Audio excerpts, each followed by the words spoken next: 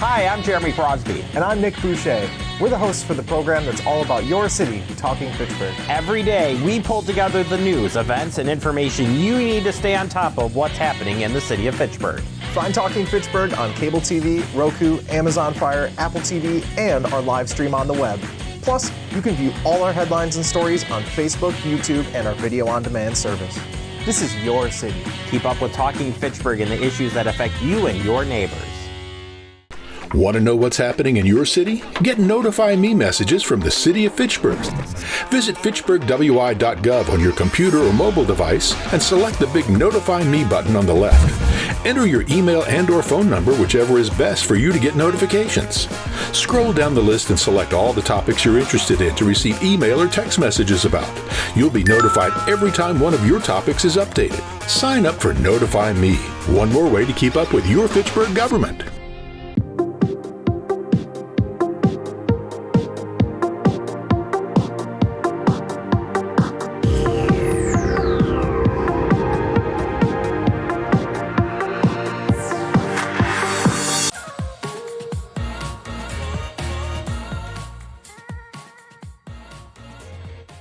Yes. Hello, welcome to the Finance Committee meeting for the budget night 2. Can I get a motion to reconvene? I move we reconvene. A motion to reconvene by Alder Jetzer. All in favor say aye. Aye. Motion carries. We are reconvened at 6 p.m. On October 2nd, and we are continuing with our department budget presentations. Next up is Human Resources. Sarah, Okay. take it away. Oh, thank you. All right. All right, we've done some really great things this year. We created and implemented the first ever Youth Government Week. Thank you so much for being part of it. Super excited to do this next year as well. We completed the NeoGov Attract Recruitment Enhancement. This has involved numerous meetings. We have basically are able to tell our story of who we are beyond our job openings. I'm the staff contact to the mayor's new ad hoc community equity committee. This is the city's first community equity committee. We had our 5th meeting last night. We're putting together our mission vision. There's a lot of passion around the room, a lot of experts. So super excited to see what comes out of this team in the coming year.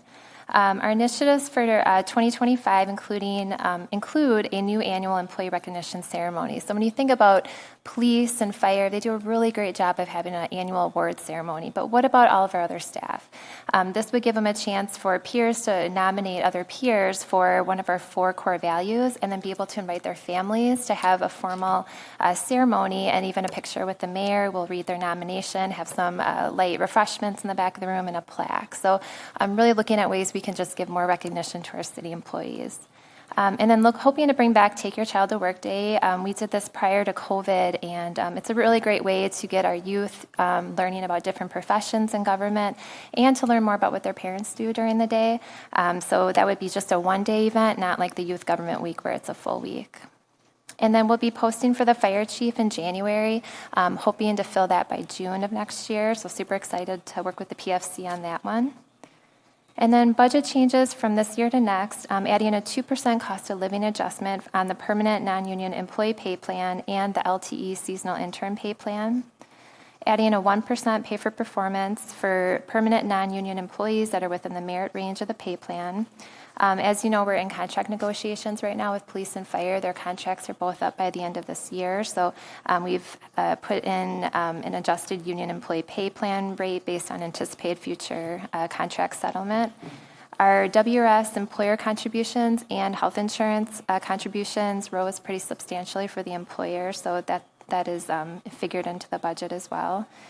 We removed the HR intern as that was a one-time expense to help us put together the Youth Government Week. So Sarahi Garcia put together a really great foundation. So hopefully in future years we can bring an internship opportunity to one of the next budgets, but not for 2025. And then Sarah Massa-Myers, who's in the HR department, is actually pursuing a HR certificate.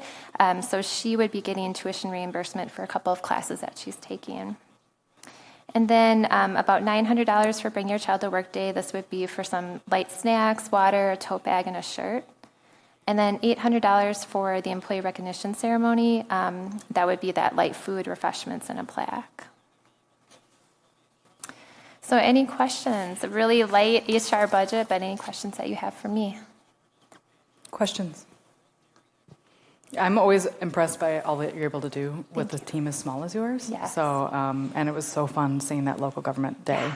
Yeah, That it was the highlight of my year. Yeah, for sure. and I agree that the other departments don't, departments aside from the fire and police don't always get a chance to recognize their employees. So I love that we had Exactly. a budget for that. Yep. A lot of good things for the employees in this budget, so I'm sure you're happy to see that. Oh, absolutely. Great. Well, thank you so much. Yeah. We Thank can move on to the clerk. Tracy, take it away.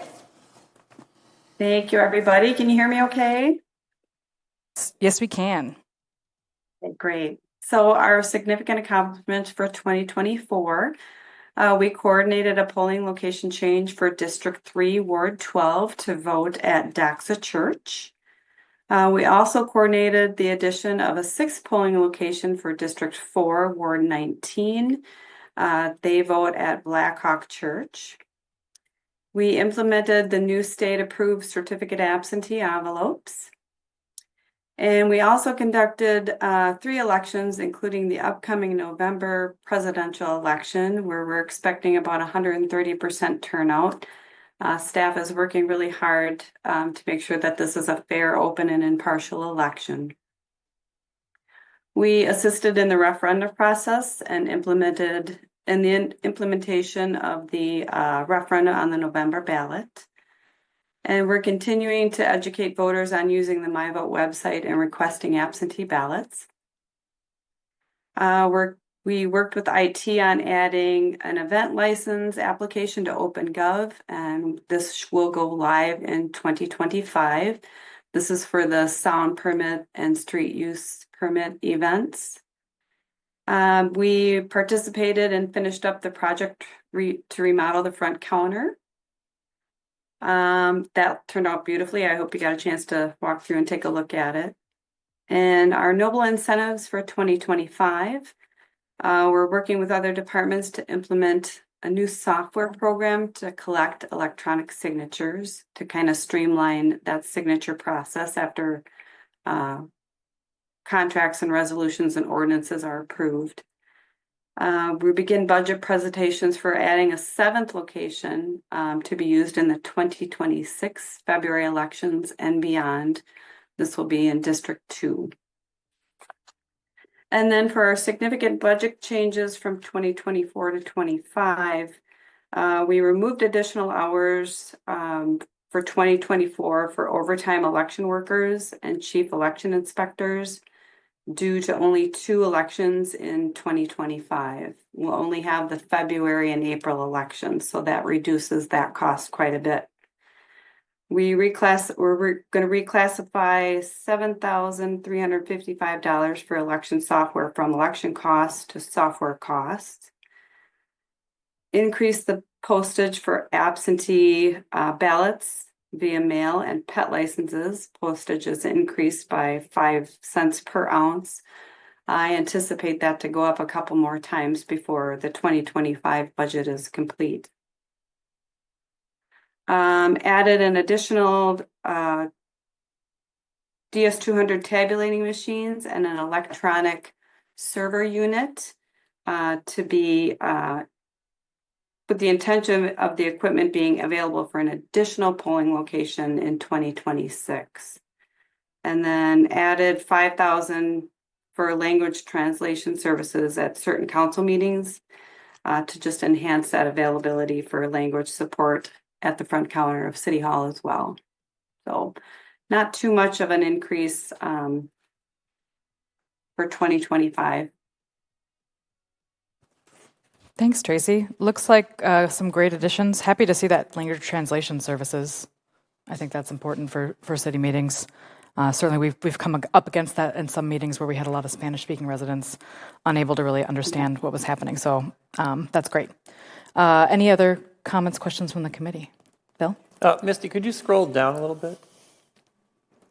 Which scroll up. I'm sorry, go the opposite way. Oh, yeah, okay. Yeah, so the grand total budget looks like it's lower than it was last year. It is, and that's because of the only having 2 elections in Okay. 2025 versus the 4 for 2024. Elections cost quite a bit. Sure. And what was the stat that you gave about the anticipated turnout for the November election? Can you? So right now, they're predicting 130%. We have ballots to cover 130% turnout. Wow. That means people that haven't registered to vote that possibly will register to vote for this election. That's incredible. I thought that's what I heard, but I wanted to make sure that I heard that correctly. Yeah, we always aim higher than just 100%, just in case. Yeah, that's better to be prepared. All right. Looks like all our questions are at an end. So thank you so much for your time. Have a nice night. Thank you, everybody. Have a good evening. And we can move on to information technology. Nicholas, you're up. Excellent. Good evening, everyone. Can you hear me okay? We can indeed. Okay, diving right in, some of the few listed accomplishments for 2024 was the refresh of our access points, wireless access points at all city locations, with the addition of one, which was added to address coverage issues reported by our users, the implementation of a new help desk system, which will aid us in better metric collection and as well as reporting aspects from the items collected in that system. Worked in conjunctions with our partners at FACTv to complete the digital signage upgrade, as well as a upgrade to the on-base system, which also will occur very shortly. Notable initiatives for 2025. We plan to implement a security auditing software. This will help us in tracking changes to our files and our user accounts. This will also help us gain a higher level of compliance with the mandates that are placed upon us by the Federal Bureau of Investigations. But in addition to that, it would also help us bolster our security posture as a whole for the city, as every year we seek to gain a higher level of compliancy with the mandates that are placed upon us. We also will be implementing a digital signature software, which will aid in the signing of contracts, resolutions, and things of the like. This will be an advantage for and streamline many of the processes. Sometimes digital documents are already digital and we're forced to print them, sign them, scan them, and make them digital again.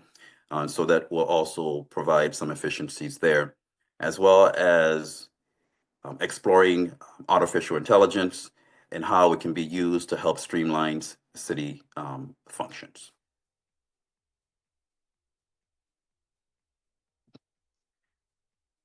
In relation to significant budget changes from 2024 to 2025, we have an increase in our virtualization software from 7,500 to 20,000. This is primarily due to an acquisition of that company by a larger company, and they have significantly changed their pricing model and as well as the structure of their pricing. We have an increase to our PDF software from 2,600 to 9,750. This is due to an increase of our users, as we have using PDFs is obviously a very common format, but more of our users are needing to be able to edit those PDFs and provide other type of functions that are more than just simply reading those items. We have added $5,000 in funding to explore the use of artificial intelligence as well as automation to help streamline city functions.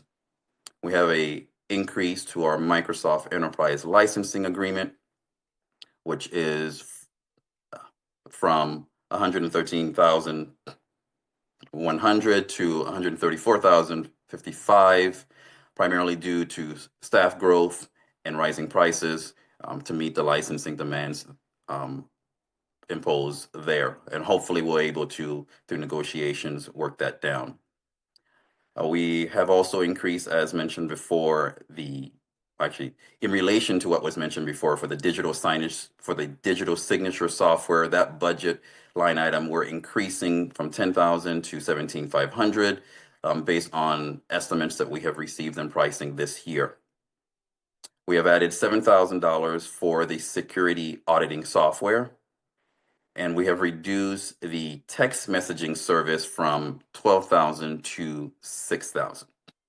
We're adding back the $6,000 for internet access for the hub as that project is on its way, and additionally updated the depreciation expenses for our based on the adopted 2025 to 2024 CIP. Do you have any questions? Thank you so much. Wow, lots of changes happening. Really happy to see those electronic signatures. I remember just a few years ago when I was actually seeing scanned, handwritten documents for applications, which was pretty mind-boggling. So we've come a long way. It's really exciting to see that next step. I have one question about the hub internet access. Is that what we anticipate a full year of internet access to be, or is that a mix of equipment and internet hosting fees? Or no, that is not the equipment. That is the internet access itself for annual. Okay, so annual fee. Correct. Great. Thank you. Any other questions? Dave, and then Bill. I'm sorry. What is the VMware software? Sure. It's what we use for virtualization. It's our virtualization software.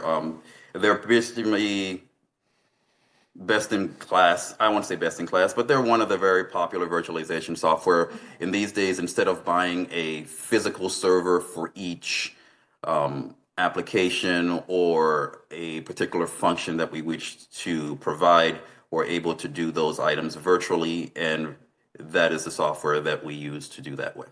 Thank you. Yeah, okay. It's still pretty early in the evening here, but you have the chance to set the mood for the rest of the night. Tell me that our on-base upgrade is going to come with improvements to the search functionality. It is. I remember you brought this up. So that is the hope. Not only hope. It actually is part of the. Hopefully, it was in the communication that I sent to you. Is what we did learn is that we weren't able to do a lot of the items that you were referring to. So it should be an improvement to that search function that you were been looking for some time. I look forward to it.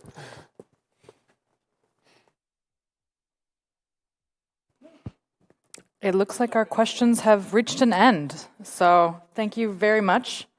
Exciting stuff for next year. Have a good night. Thank you, everyone.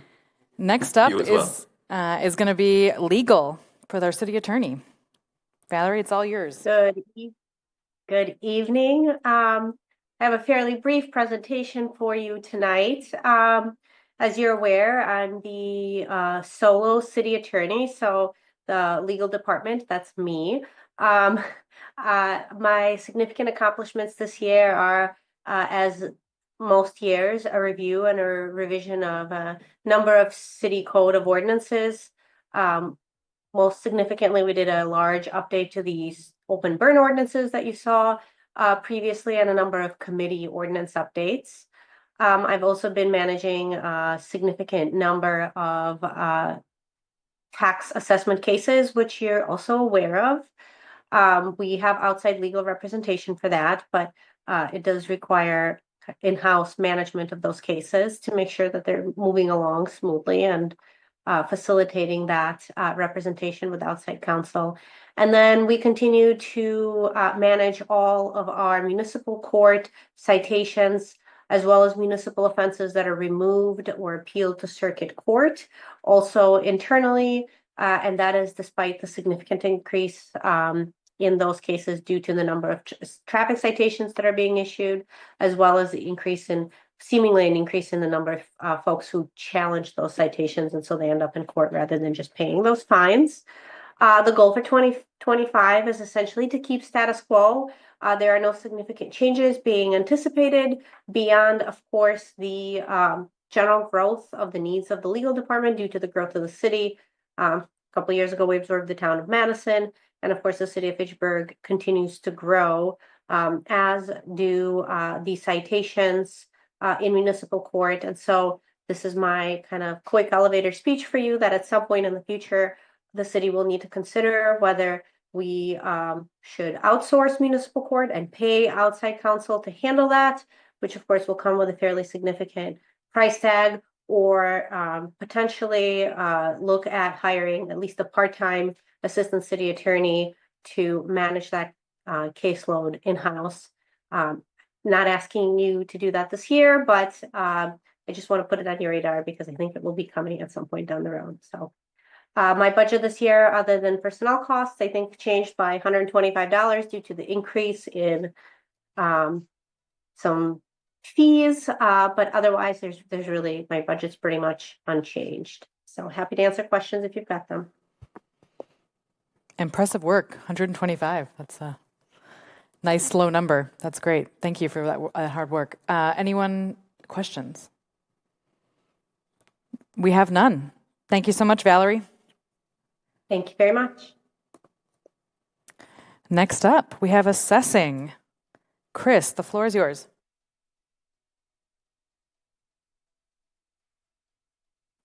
There we go. Now can you guys hear me? Sorry about that. We can hear you. Okay, cool. So as you all probably are well aware and probably have heard, we did a market update revaluation of the whole city this year for 2024. It was a lot of work, but glad to be back up to market value, or well, for now, I guess we'll see as the real estate market continues to grow. Aside from that, or I guess as part of that practice, we took a comprehensive review of all of our agricultural properties here in the city. I'm hoping to do that again this next year as well. It seems as though the county has updated their aerial photography every other year, so I'm hopeful that they can do that again for some of those harder to reach parcels. We implemented a lot more kind of standardized processes and procedures with our staff, and kind of got everybody on the same page, and kind of formed a more cohesive team, I would say, and did some kind of increased and more intense modeling, I think, than maybe what we've done in the past, both in commercial and residential market segments. Another big thing was the removal of personal property from the assessment role, which is awesome. It freed up a lot of our time to work on some of the more the other stuff that I mentioned.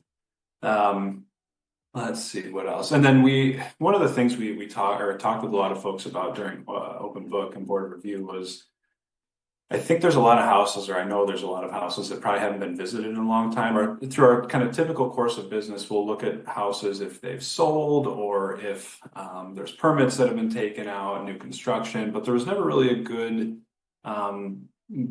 barometer for houses that we haven't been through. And I think it has to do with just staffing. There wasn't a ton of people, and it's its own challenge. But now we've got a fairly, hopefully, stable department, and we've implemented a process and procedure, a policy to review property assessments, physically inspect houses at least once every 10 years. And that was, like I said, something we heard from a lot of people as well. We haven't, done anything to our house. We haven't had anybody come through our house in a number of years. Why is my assessment changing? And so part of that is, just trying to get into houses more regularly to make sure that our data is correct. So our plan currently is to do another revaluation for 2025. The thought being, I think the path forward would be to do them every other year, but to alleviate some of the stress on Tracy and her department with board of review, it would be good to get that on opposite years from kind of general election years. So obviously she's very busy, as she mentioned a few minutes ago, with 4 elections this year.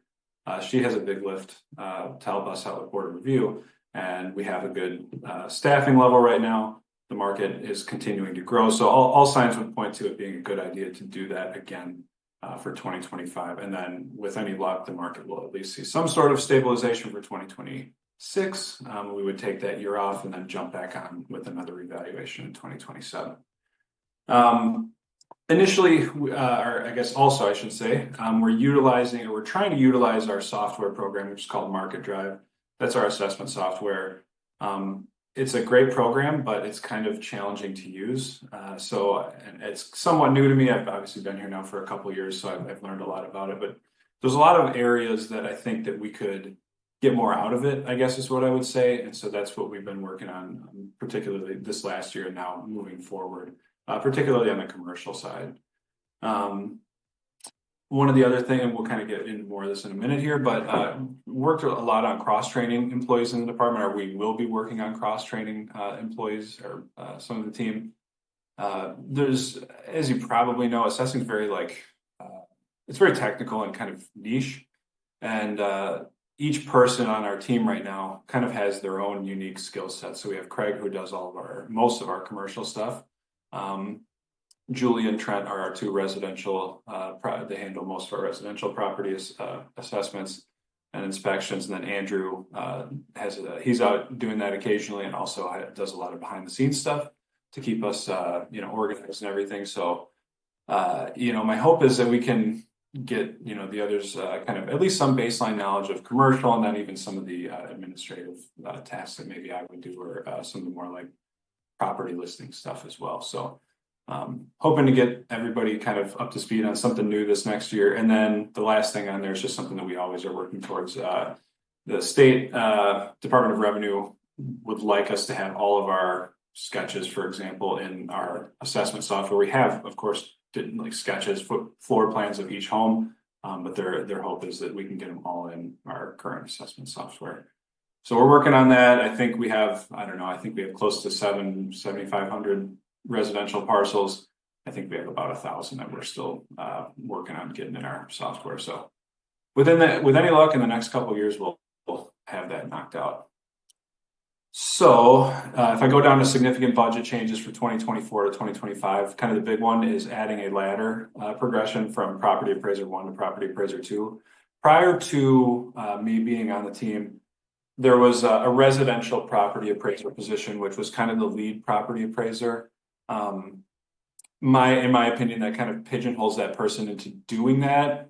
So I think, in my view, the property appraiser 2 is going to do most of that. They're going to do kind of the high level, residential work, and then also tap into commercial and kind of some of the more intense modeling stuff. So it's kind of a natural next step as you continue to grow and learn, obtain maybe additional continuing education and take more classes. It's kind of the natural next step. So aside from that, we increased our postage costs this year, which was quite a bit. Part of the policy to try and inspect houses once every 10 years, it costs us to send a lot more inspection letters. So this year, for example, we sent out, I think, an additional 500 inspection letters. Historically, I think our inspection numbers have hovered around, I think, close to 1,000 or 1,500. And then now this year we're trying to do, an additional 500 on top of that. So we're keeping busy, but increased postage costs as well. The next couple changes are due to the kind of shifting vehicles that we've got. So we're psyched to have an EV coming into the team here soon, hopefully, whenever that finds its way to our department. But historically, we've driven our own vehicles, and so now we've just had to move around some of that money that was previously budgeted. We increased our vehicle maintenance from $200 up to $1,000, and then the fuel count that we have, we increased that as well. And then we reduced our mileage reimbursement by quite a bit. So it's just kind of moving money around to, account for our kind of changing vehicle use. And then lastly, CoStar is a, kind of a real estate market service that we pay for. It provides really, really valuable commercial real estate data. And they typically increase it every year, as long as I've been doing this, usually by about 5%. I think it's concurrent with whatever the CPI is. But aside from that, we reclassified it from subscription dues over into a software fee. So nothing substantial. But yeah, if you guys have any questions, I am happy to answer them. Thank you so much. Questions? I'm going to be honest, I did not realize that you guys had to assess all of the personal property. I remember hearing a lot about that change, but wow. It's an interesting task. I mean, it's technically supposed to be on the business owners to report that to us. And as you might expect, not all of them did. So it was kind of it was just kind of inequitable. It's kind of a hard thing to police too. So I'm glad they got rid of it. It was a lot of time and effort for, not a ton of, useful tax revenue, but we'll keep that and we'll get rid of all this time and effort that we had to throw at it. So I'm glad that it's gone. I'm sure Misty's glad that it's gone too. So lots of smiling faces. Also, really appreciate that global view of the city and thinking to do the market reevaluation again to save the clerk's time, given that those election years are so burdensome. So thank you for thinking through that. That's great. Bill. Yeah, did you say that you visit every home in the city once every 10 years? We're trying to. So that's what we're starting this year. When I first took over, I think, and especially with, people don't often move from their houses, particularly if if they're older. We go through a lot of, I would say, the newer part of the city, or the newer parts of the cities where sales are happening a lot, but there's just a lot of houses that we just haven't gone through. And in most cases, not a lot of stuff has changed there, but I think it's still good practice. We're trying to. That's kind of that's the policy that I implemented this year. So with any luck, 10 years from now, if you're still sitting there and I'm still sitting here, I can confidently say that, yes, we have at least made an attempt to get through every house once every 10 years. Yeah, it sounds like a big job for what you said. 2 of your assessors are primarily the residential? We've got 3. So Julia and Andrew are 2 kind of primary property appraisers, and then Andrew is our assessment technician. He's out usually on Fridays. So we're out in the field every day, typically from, we just got started in August, I think. I would say August until like February, March, somewhere in there. So yeah, it's a lot, but we're getting through it. Wow. Well, great. That's all we have for you. Thank you so much for coming out. Yeah, cool. Have a good evening. You too. Next on our agenda is Parks and Recreation, but our Parks Director is unable to join us right now. He will be joining us later. So we are going to move right along to EMS. Thank you. Good evening, everyone. Yep, I'm kind of excited. I would like to talk about trees and cemeteries, but I'm going to talk about the other end of stuff. So Patrick from Fitchburg. So our significant accomplishments for 2024, always very proud of this one. We see it continue to go up every year, is our higher than average sudden cardiac arrest survival rate. We'd like to lend that to our staff, and actually a lot of our local businesses as well reach out to us to come do CPR, whether that be a formal CPR class, just a hands-only CPR class, working with them to get AEDs in their businesses. A lot of our recreational areas as well, recreational organizations, the Verona Senior Softball League, the Verona Youth Football just purchased an AED. So I'm really happy with that ability to increase that sudden cardiac arrest survival rate with the help of the people in our community as well as our staff that go out and help teach those CPR classes.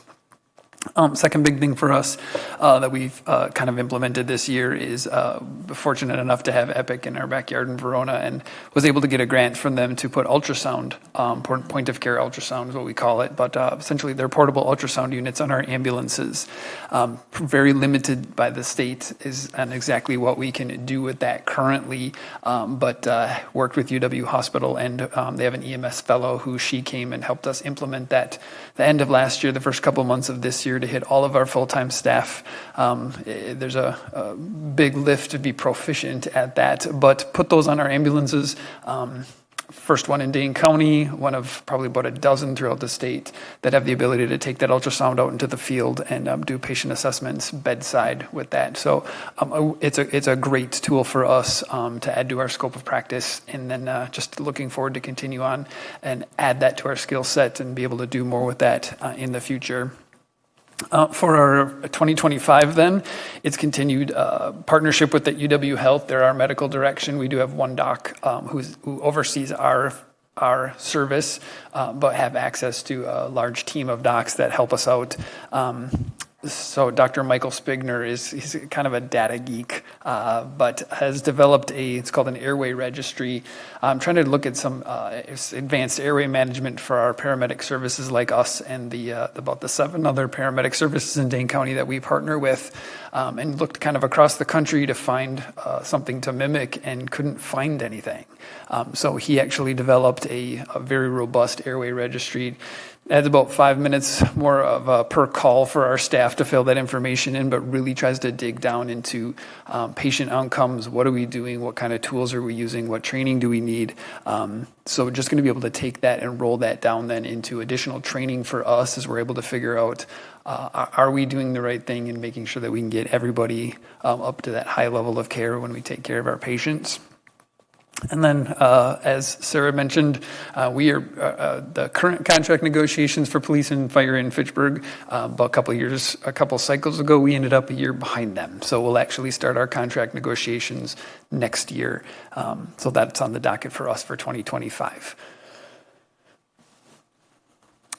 Significant budget changes are going to be for us for next year.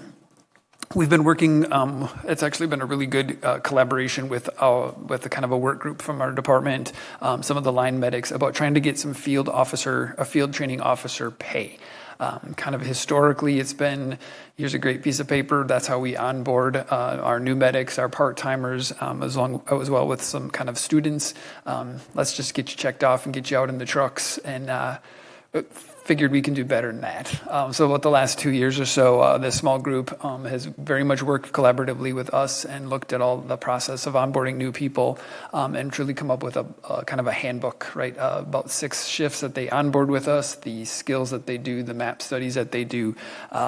But with that, comparing them to our counterparts in the police department, or even to the city of Madison, the fire department, that is additional work that comes with onboarding those people. Hence, that should probably come with additional pay as their counterparts do. So as soon as we kind of move this budget forward and kind of are able to get some more time back in the day, we'll be working with the commission to try to put together a memorandum of understanding and try to get some additional pay awarded for that additional work that those medics are doing.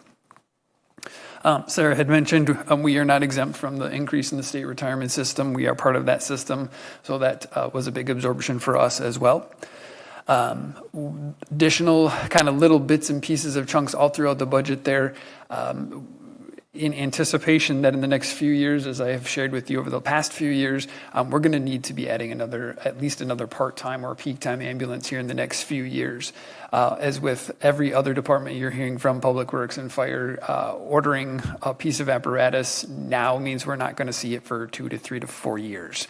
So this is actually the ambulance that we should have got last year. We should hopefully see in about 3 months from now. And then the one that we are supposed to order next year, we ordered 4 years ago, and we ordered the last one. So we're getting one a year late and one a year early. The plan with then is normally we replace those ambulances and keep a fleet of 5.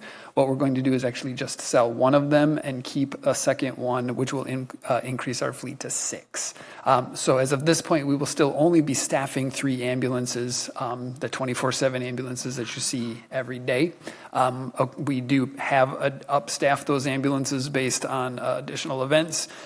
We have one sitting out at the World Dairy Expo this week, so we have 4 trucks on the street giving us 1 spare. With those challenges, it's always nice to have that extra spare ambulance to be able to put on the streets.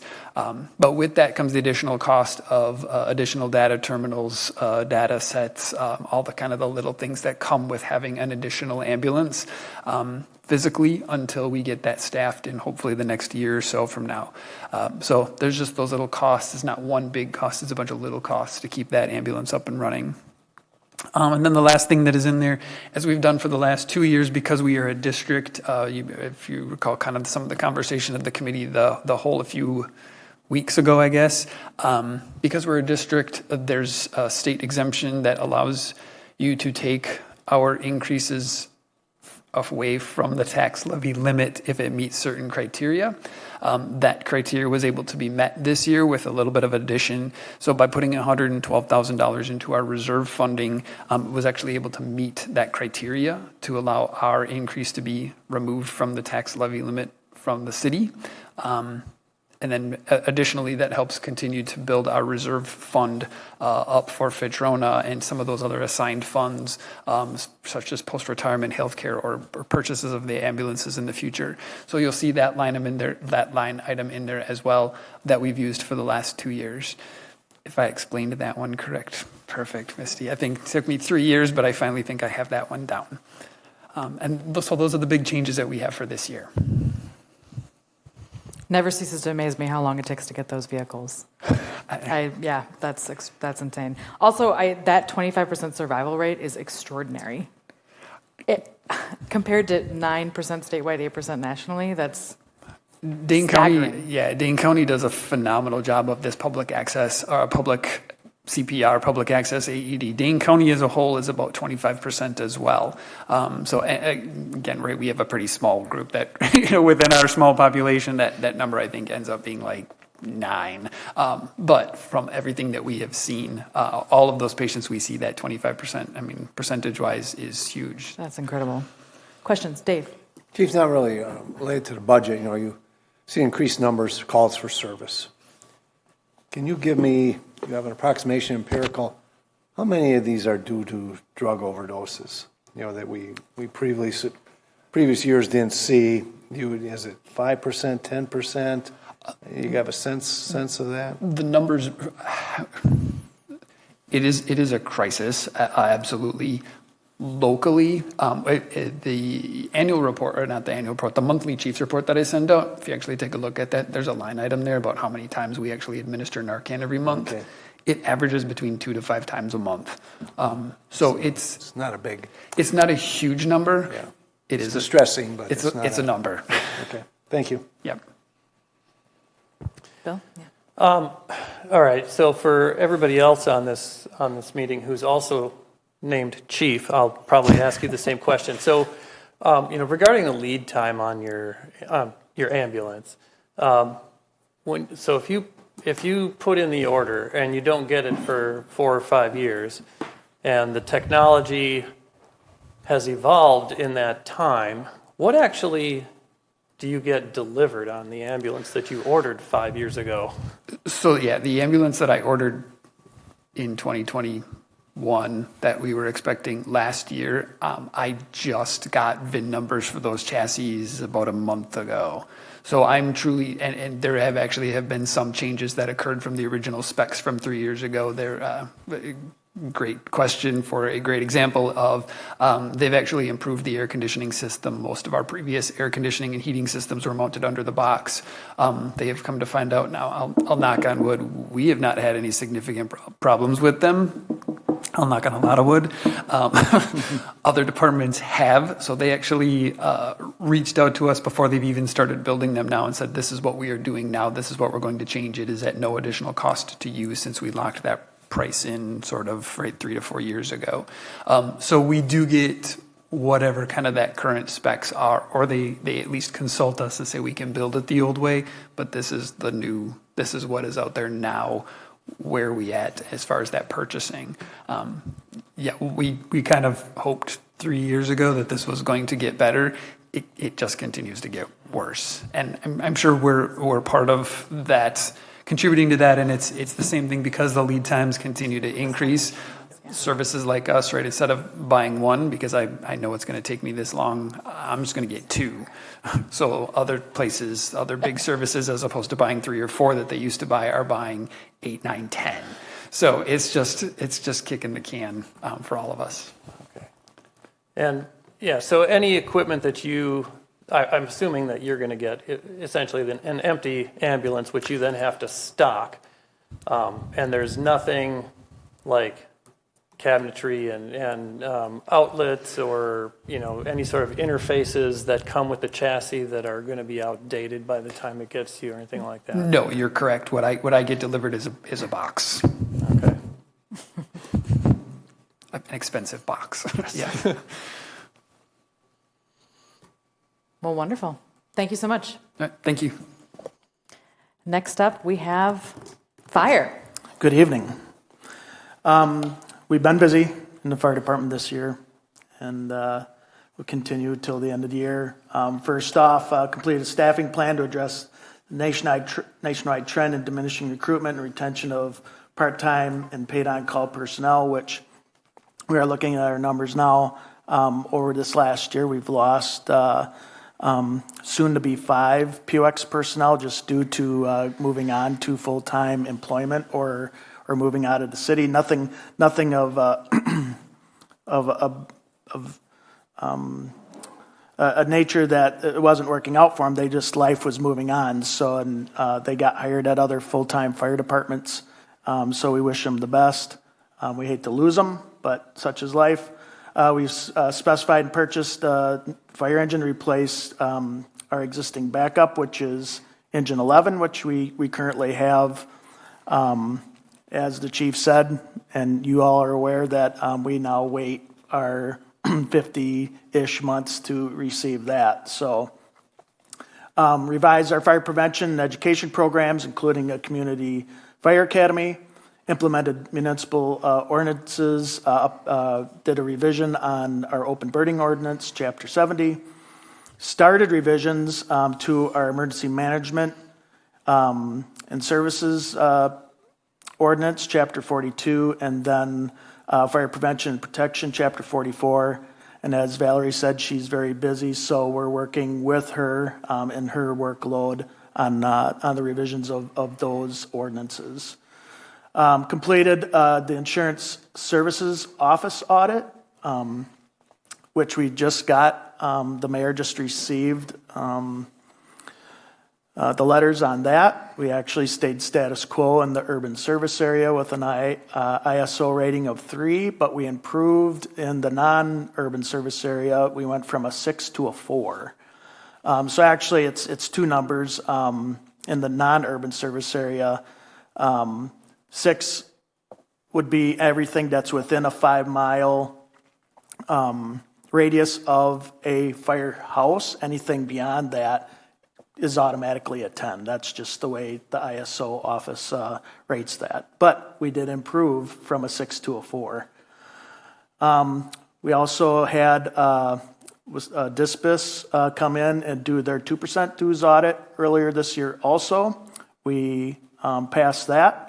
Now, the ISO and the 2% dues audit doesn't happen every year. It actually happens every about 3 to 5 years, depending on how busy they are. But this year we got both of them, and we passed and or improved. We completed our tender refurbishment project, completed the utility vehicle refurbishment project, completed mobile and portable radio replacement project. I wish that project would have finished a little bit sooner, but due to supply and receiving the equipment, a lot of that stuff was always on back order, so we had to wait a number of months to even receive that, but we're done with that now. And now we're also preparing ourselves for a change in how we report our fire reports on a national level, moving from the National Fire Incident Reporting System to the new National Emergency Response Information System that's being directed by the United States Fire Administration here in the near future. We tried to be a beta testing department for it, but there was a number of other departments across the nation that put in for it also, and we didn't get a chance to be a beta testing site. So we'll just wait our turn until it comes out. And then lastly, added 2 full-time battalion chiefs to prepare ourselves for the loss of our POX division chiefs. The one we were preparing for that we know that will be leaving the middle of this next year, as I've shared in past discussions. He's still here, but we just lost our other division chief that we thought was going to stick around for a while, but life had changed and now he has left. So we're having these 2 battalion chiefs is definitely helping out, and then looking for the 3rd one in the future as proposed for future budgets. So our notable initiatives for 2025,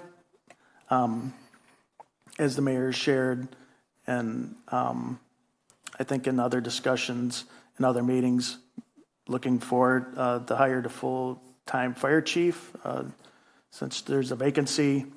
Complete the revision of Chapter 42, also the revision of Chapter 44, and then expand the emergency training for all staff and elected officials on emergency management type of training. And then our significant budget changes this year to next year. The 2024 budget amendment approved the council to reclassify the full-time firefighter position to a full-time battalion chief position, which included a reduction in paid on-call hours. Our 2024 budget amendment approved to reclassify one deputy chief position to a battalion chief position. Also included the reclassification of 2 full-time firefighters to lieutenants. We also had an increase in our vehicle maintenance budget from $48,000 to $50,000 due on recent expense. As you know, and we've been talking, city's growing. As city grows, our responses are increasing. We've already exceeded what our projected response numbers are to the end of this year. That's a really hard number to kind of try to figure out what that's going to be for the next couple months. So we are, the trucks are simply going out the door. With that comes more maintenance. And then last is we did have to increase the system maintenance costs for our analog tactical system, which we call FRATs, from $20,000 to $33,660. That was because the warranty period has ended, so there's always an increase in that. But $9,000 of the total cost is reimbursed from the city of Verona and Epic, which they are also part of the FRAT system. So we get the invoice, and then that is then invoiced out to Epic and Verona, and then they pay the city of Fitchburg back. And that's all I have. Any questions? Great. I love these recaps of the year. It's really, really interesting to see all that's been happening, and also the increase in staffing, which is, I'm sure you're all very glad to see. Very sad that we can't keep you on as fire chief, but it'll be a fun process, I guess, to hire somebody new. But you've done a fantastic job. Thank you. And I also want to thank the council, the mayor and council for their support. I've definitely had help from fellow city staff this year, and I absolutely want to give huge appreciation to my fellow members of the fire department. Questions?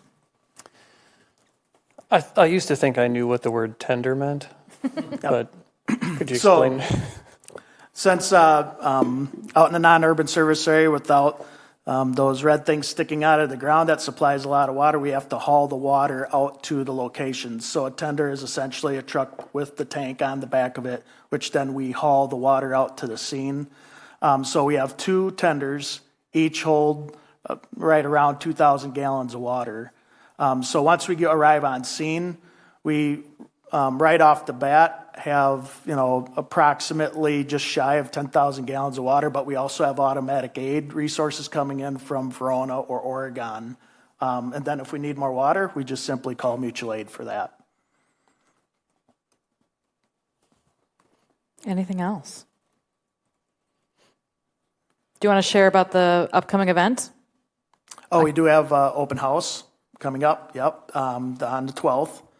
Over at Firehouse 2, we typically have had it at Firehouse 1, but we are going to have our open house in conjunction with pumpkin giveaway with Oak Bank this year. So that's why we moved it over to Firehouse 2. So we're hoping that we get a much better or an increase in participation by having it over there and then working with Oak Bank in their event. So great. October 12th. October 12th, 10 a.m. to 2 p.m. So hot dogs and pumpkin pie then? Well, I don't know about pumpkin pie. I mean, you've got pumpkins. That's right. Thank you so much. Yes, thank you. Appreciate it. We are going to move along to the police department, and I see our chief has joined us online. The floor is yours. Hello, everyone. Hello, thank you. I also want to introduce Dana Schmidt. She's our administrative service manager. If there's anything good that you have to say about us, I'm going to give the credit to her. So she does a lot of work with our budget, and I'd be foolish to take credit for all the work that she does and helps us, keeping us in line to ensure that we're doing what we're supposed to do. She communicates often with Misty, and I really am happy to have her, as our numbers are going to be pretty accurate, or very accurate, and it's all due to her. So I'll start off with significant accomplishments. We reclassified 2 lieutenants to the position of and promoted a record specialist to position of executive assistant. We also, there's 2 things that are still not complete, but we know that will be completed by the end of the year, and these are the Excuse me, Chief. And interview room system. Excuse me, Chief. Those kit in our lobby. Excuse me, Chief. Your audio is breaking up. Would you mind turning your video off? Yes.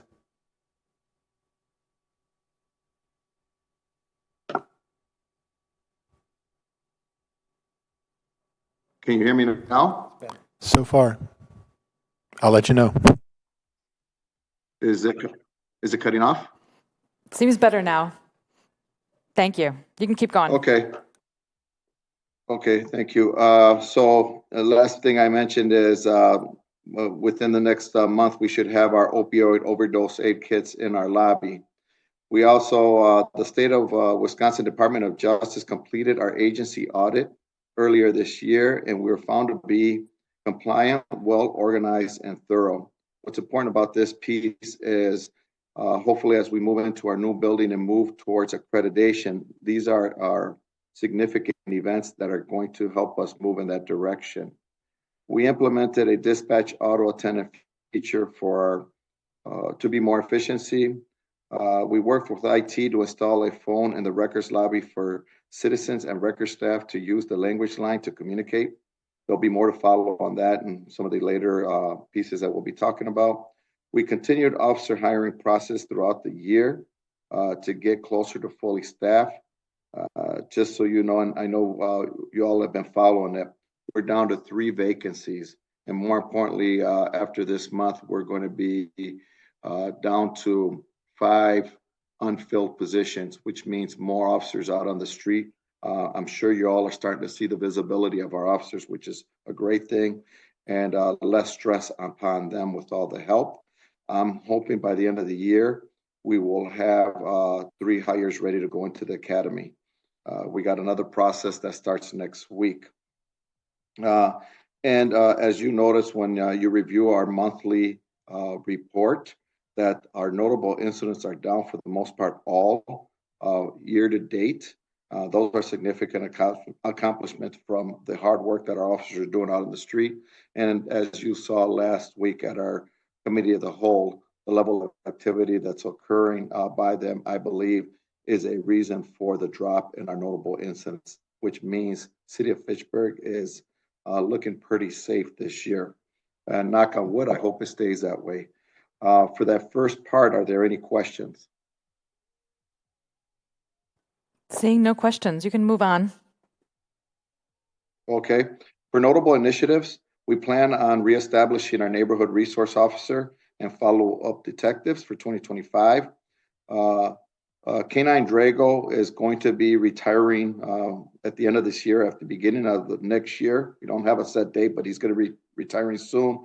So we're hoping to raise donations to purchase a new K9. We just went through the selection process today, and we're going to be making a decision on who our new K9 officer will be in the near future. Again, our hope is to get to full staffing by the end of this year and maintain that staffing throughout the upcoming years. And we continue safety and crime reduction initiatives in order to reduce the number of notable incidents. So we did good this year. We're hoping to keep it down for 2025. We do have a couple of projects in mind we're working on to continue that effort. Are there any questions on notable incidents? We see none. You can move on. Okay, significant budget changes for 24 to 2025. Added a new department fee for video and audio redaction per state statute. This is intended for our YouTubers that are trying to make money off of our our officers work by obtaining the videos. We also increased translation services from $2,000 to $7,000 based on the increase in that particular use. We moved $4,000 for the dispatch master recorder from repairs and maintenance to software. We increased software scheduling costs by $4,100 due to required upgrade in 2025. We reduced squad video and body cam software support by $7,400 as there are no support payments due in 2025, but keep in mind that will come up in future budgets. We reduced ammunition costs by $13,000 due to the challenges tied with obtaining range facility availability and staffing shortages. We added $35,000 in expenses and donations to fund our new K-9 unit, which we're hoping to get through grants and donations. And we added just under $30,000 to spend existing forfeiture funds in compliance with the requirements of asset forfeiture. Are there any questions? I'm seeing no questions. You've all done incredible work this year. I know you've had a lot of short staffing, and I'm impressed by you all getting to the point where we have 3 vacancies with a next hiring process. So thank you for all that work, and thanks to all the officers I know have put in more time as a result of those vacancies. So great work this year. Thank you. Thank you for Dana to help me out with the budget information, and thank you all for your patience. And again, I know Misty's at the table. She plays a big role in helping us as well with all the things that we're trying to accomplish with the police department. Fantastic. Thank you so much. We are moving right along. We are an hour in, and we're starting to wrap up. I'm impressed. Okay, so next up, I think we're going to do administration. Oh, Scott. I didn't see you yet. Scott, we are up. You are up for Parks and Recreation. Take it away. Thank you. Sorry I'm late. I appreciate you waiting for me. We can start right with the Parks Department on page 299. Significant accomplishments for 2024. There's quite a list of them, but certainly the hub of phase 1 is really a big project that we're beginning to start to construct the hub. Stoner Prairie park plan, actually it'll come before the council this upcoming meeting to work on getting that park built. We installed Pro Bounce as part of the ARPA TID closure. We redid the tennis courts at McKee this year. We did install a couple new playgrounds, or actually installed one new one at Arrowhead, and actually relocated a playground in Hillside Heights Park. We also did receive a significant donation with the Ninja Warrior course, which was installed at McKee this summer. In the forestry, we've got a couple very cool initiatives. Completed the street and park tree inventory. We actually, Anna has begun to get some financial assistance through a grant program to hopefully begin to put together the Urban Forestry Strategic Management Plan, which is a big initiative, along with the council, as you know, just approved the updated Emerald Ash Borer Mitigation Plan. So another, a slew of park projects that are listed there. You certainly are self-explanatory there. In regards to notable initiatives in 2025, we're looking to work on the Southdale Park implementation. I'm currently working on trying to figure out a phase 1 of that project to hopefully get bid this year yet. It looks like Anna is doing a tree canopy renovation through the Healthy Neighborhood program, getting some trees planted. We're also going to work to get the Chicory Meadow Park tennis courts replaced in 2025. Install an open air shelter at the inclusive playground, along with a shade structure at the new pickleball courts once those get constructed. And then a really big project is the replacement of Kids Crossing. We're kind of finding now too that the idea of trying to design and bid and construct a project in a single year is a bit difficult to do with the capacity of the engineering department. They provide a big help to us in helping with the final bid document. So it really is a push for us to get it all done in 1 year. So what we're planning to do with Kids Crossing is get that planning and design work done in 2025, and then hopefully take down the old playground in the fall of 2025 and get the new one installed in 2026. The budget the mayor did put some $1,000 in the budget to do an activity to celebrate Parks Month, which is in July. So we're trying to put together an event within the parks in July. And then some significant budget changes in the parks. Well, the Nine Springs Golf Course, that has an annual increase of $1,000 every year for the management of that. So that went from 54 to 55.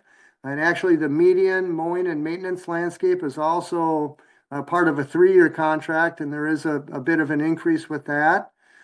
We did relocate or reclassify the emerald ash borer chemicals to a different fund and took those out of the operating budget, and also took out $7,500 for the shade structures. And that's typically, maybe every 4 or 5 years where we would have to replace the fabric on our shade structures. So that's the Parks Department. Thank you so much, Scott. There's you're welcome. Always a ton of new park amenities, but it seems like a couple of really big ones. I walked by the hub this morning and there was a ton of work happening, so that was really exciting to see. And very exciting. Seeing lots of people play on the tennis courts. Have you gotten some feedback about the tennis courts at McKee? We have, and actually, Gabriella, what's happened now is USTA, they've rented the courts this fall, and actually Edgewood College has come back and is using the facility for some of their matches. So the word's out, and we're getting a lot of rentals for the tennis courts, which is great. That's fantastic to hear. Any other questions or comments about parks? Okay, wonderful. Well, we can move on to your next section, which I think is recreation.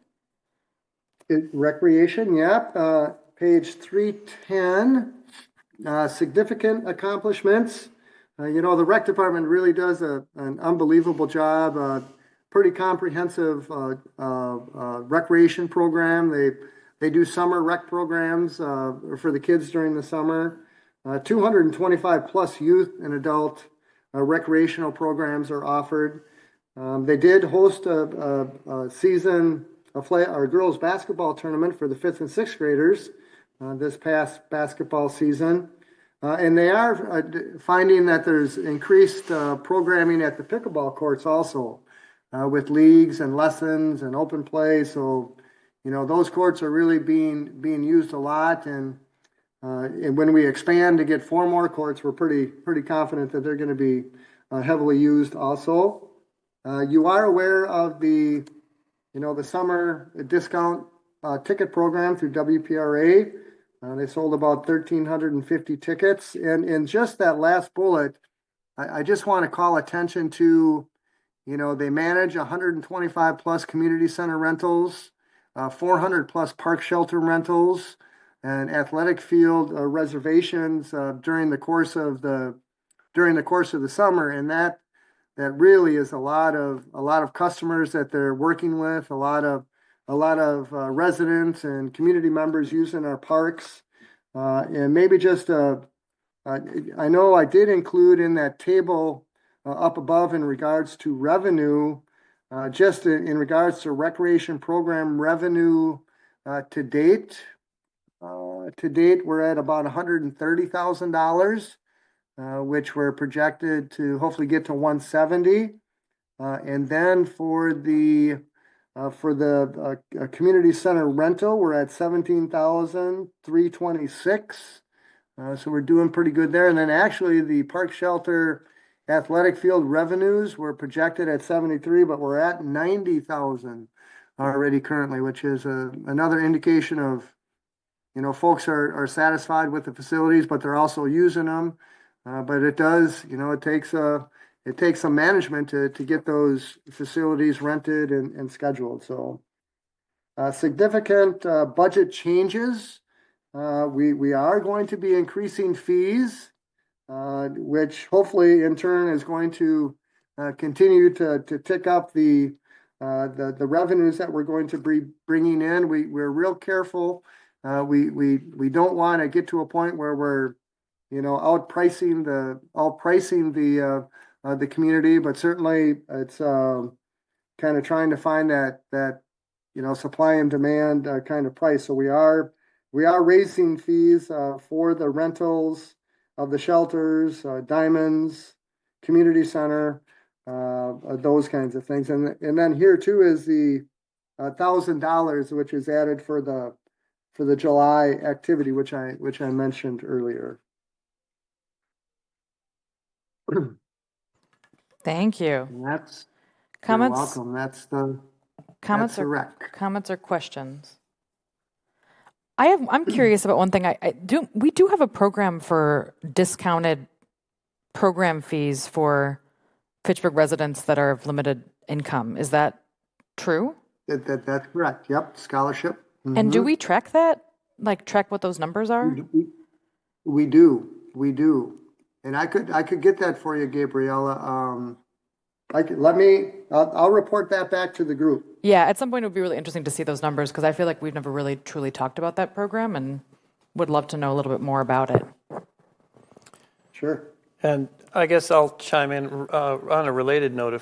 If we had that same sort of a program available for the rental of our shelters and stuff, if you're increasing the fees, that might be something to look into. Yeah, we don't currently. It's a good question.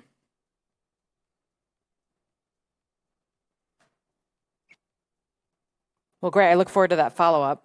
And we can move on to, unless you have any more comments, we can move on to cemetery. Always strange to me that I say that, but excited to hear the update. Well, and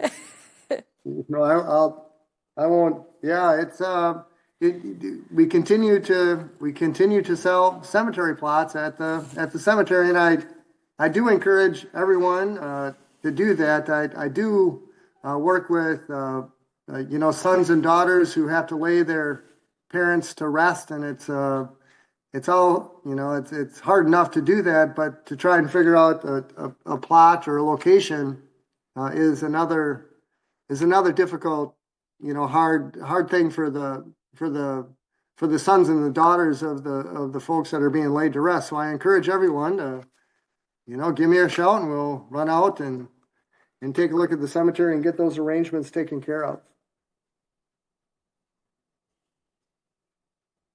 And it's usually in that 25 to 30 plot range as far as how many we sell. And we're actually going to increase the grave lot price again this year. We did increase it last year, and we're going to give it a slight increase for this coming year. Wonderful. Any questions? Well, I think you're all done. Thank you so much, Scott. Thanks. Sorry for being late. Made it just on time. Next up is administration.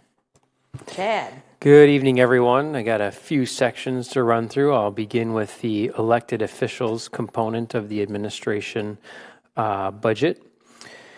You will see that significant accomplishments for this year include transitioning Healthy Neighborhoods Initiative from a pilot program to a permanent initiative, in the process currently of updating 2 neighborhood plans, added a community equity ad hoc committee, onboarded 2 new alders, and new and notable initiatives for 2025 include beginning the process for the revision of the comprehensive plan and zoning code, assessing the long-term future EMS service provision in the city of Fitchburg, implementation of the city's strategic plan, and implementing housing strategies.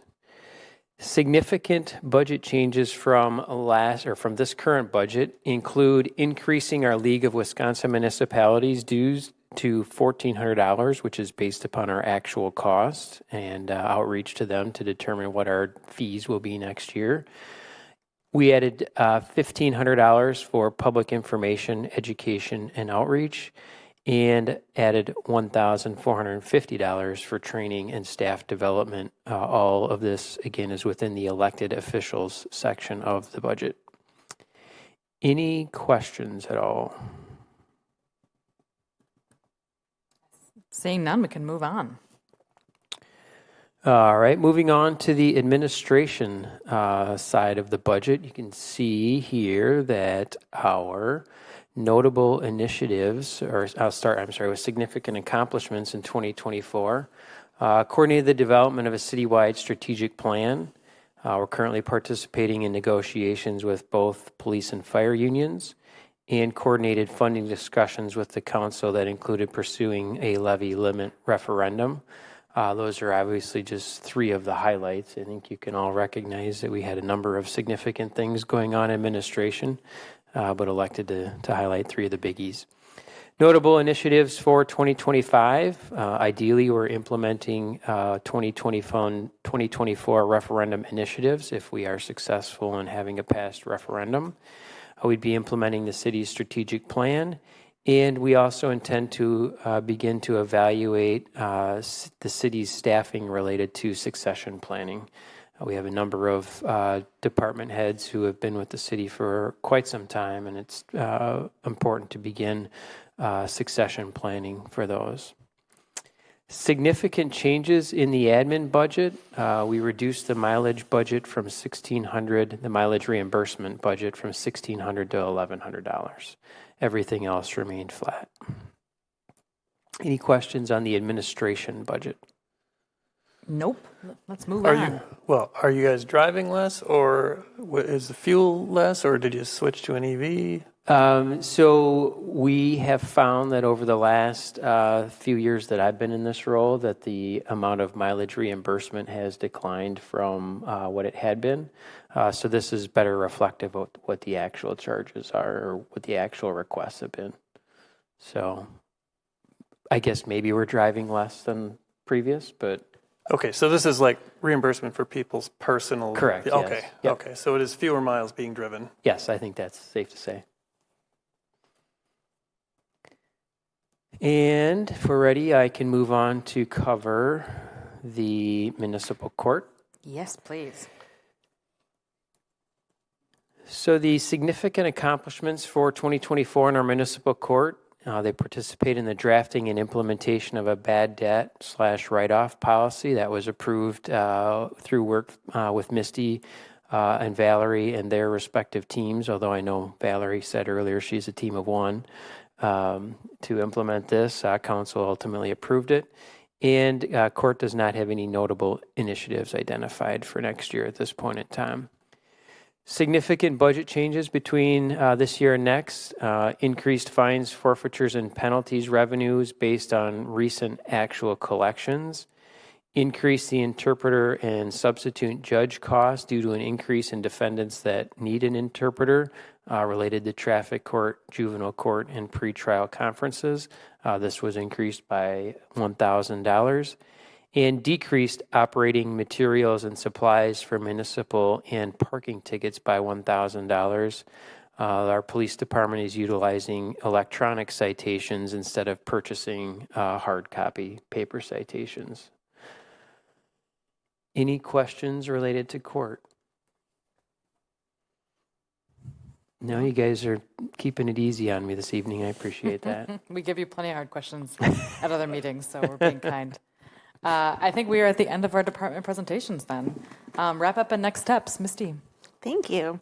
So I wanted to point out a couple other items that are included in the budget document itself. So after all of these department details is the future positions. So these are the ones that are just there for your kind of reference for 2026 through 2029. That is the next section. And then in the appendix, we've got the budget schedule. So next steps would be we have a public hearing next week at our regularly scheduled council meeting. The amendments from council are due on Thursday. Wanted to share that form real quick. So you would have gotten this emailed from me. So when you're filling out the form, would love if you would reach out to the department heads to make sure that kind of the background and the context and what you're thinking about is at least discussed a little bit so we have an idea of what you're thinking about. But then when you fill this out, the first box is basically what you want to do, and the second box is why you want to do it. So those are due to me next week, Thursday. They then all get compiled and put into a packet and released the following week. The October Committee of the Whole meeting is when we'll discuss all of those amendments. So we'll go one by one to discuss them. This is the chance where I'm really hopeful that everyone will make sure that they understand what the amendments are. You know, ask whatever questions you have. Make sure you really have clarity on what the amendment is for. Because when we get to the night of the budget adoption on November 12th, we won't have a lot of opportunity to discuss the amendments at that point. In theory, we did all of that at the Committee of the Whole. So when we get to budget night, there's limits. So it's 10 minutes for each amendment. You can only speak twice on each amendment. So there's a lot of restrictions on the amount of discussion there. The intention, again, being we already talked about it. Now we can just get to the business of amending the amendments and then voting up or down either way. We do have the special procedures as a separate resolution. We'll actually start the night with that. Same as last year, I think I made one small tweak that we will look at and consider before we move into this process. And then at the end of the night, we need to have a budget adopted and a property tax levy set so that we can move on to getting the tax bills out. The other big thing is with the referendum, so the omnibus amendment. So you guys can put in as many amendments as you would like for council. I also get a chance to put in omnibus amendments, which are corrections. One of those is going to be all of the referendum items. So I'll put that forward as an omnibus amendment. If the referendum is approved, we will adopt that in as a quote-unquote correction to incorporate that. If the referendum fails, I will withdraw that omnibus amendment. So that's how we're handling the referendum. And then there's also a public hearing that night as well. Sorry, for the public to weigh in on what all of the council proposed amendments are. So that's all I have. Dave. So I understand correctly, the mayor's budget as submitted is there's $500 or something tax. So anyone that submits anything, they have to have a subtraction. No one can be submitting something they want to add a bunch of things without a subtraction. Am I correct? If it's levy funded or property tax funded, correct. Okay. Mm-hmm.